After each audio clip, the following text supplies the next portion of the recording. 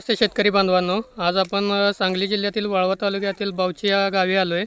तर या ठिकाणी आपले शेतकरी आहेत, ह्यांनी अल्विरॉनची टेक्नॉलॉजी वापरलेली आहे ऊसाची अल्ट्राकिनची.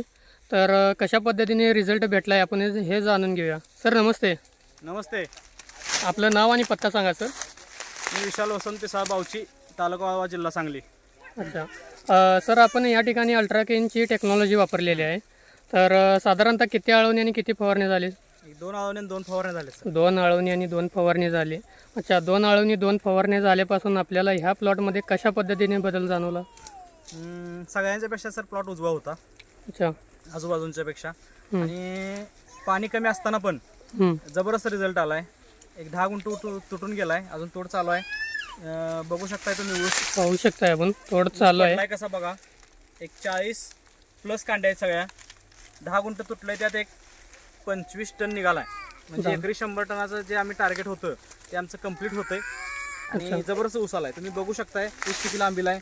40 ते 25. एखादी ऊसाची कांडी मोजून बघूया सर आपण. 1 2 3 4 5 6 7 8 9 10 11 12 13 14 15 16 17 18 19 20 21 22 23 24 25 26 27 28 29 30 31 32 33 34 35 36 37 38 39 40 41 42 43 44 45 46 कांड्यापर्यंत ऊस गेलाय. त्यामुळे सगळा ऊस तसाच आहे. आणि तुम्ही बघू शकता मुळ्या पण कशा पडल्यात आणि ऊस पण कसा पडलाय. एकावर एक मुळी ठेवलेले आहे. मुळी ठेवायला पण जागा कमी पडते. आता तोड चालू आहे, पण एकरी 100 टनाचा उद्देश आमचं पूर्ण होते. अल्ट्राकॅन हे बघा, काय अल्ट्राकॅन आहे. हे अल्ट्राकॅन आहे, हे या ठिकाणी वापरण्यात आलेलं आहे.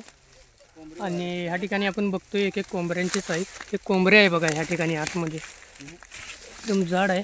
आणि इथे समोर पण आपल्याला दिसते कोंबरी. हे बघू शकताय आपण, साईज बघा कोंबरीची. हे प्रोडक्ट अल्ट्राकॅन आहे, हे या ठिकाणी वापरण्यात आलेलं आहे. जबरदस्त रिझल्ट आहे. सगळ्या शेतकरी बंधूंनी एकदा वापरून बघायला पाहिजे.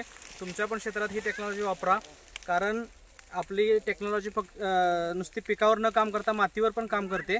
त्यामुळे ही एकदा यूज करून बघा तुम्ही. कारण एकरी 40 टन काढायला पण तेवढाच खर्च येते आणि 100 टन काढायला पण तेवढाच खर्च येते. फक्त लागवडीचा नियोजन फक्त परफेक्ट झालं पाहिजे. बाकीचा जो खर्च आहे तो सेमच असतो. त्यामुळे शेतकरी बांधवांनी जास्तीत जास्त ॲव्हरेज काढायचा प्रयत्न केला पाहिजे. आणि ही टेक्नॉलॉजी यूज करा, तुम्ही 100% तुमचा ॲव्हरेज वाढून जाईल. ओके, धन्यवाद सर आपण दिलेल्या अभिप्रायाबद्दल. थँक्यू.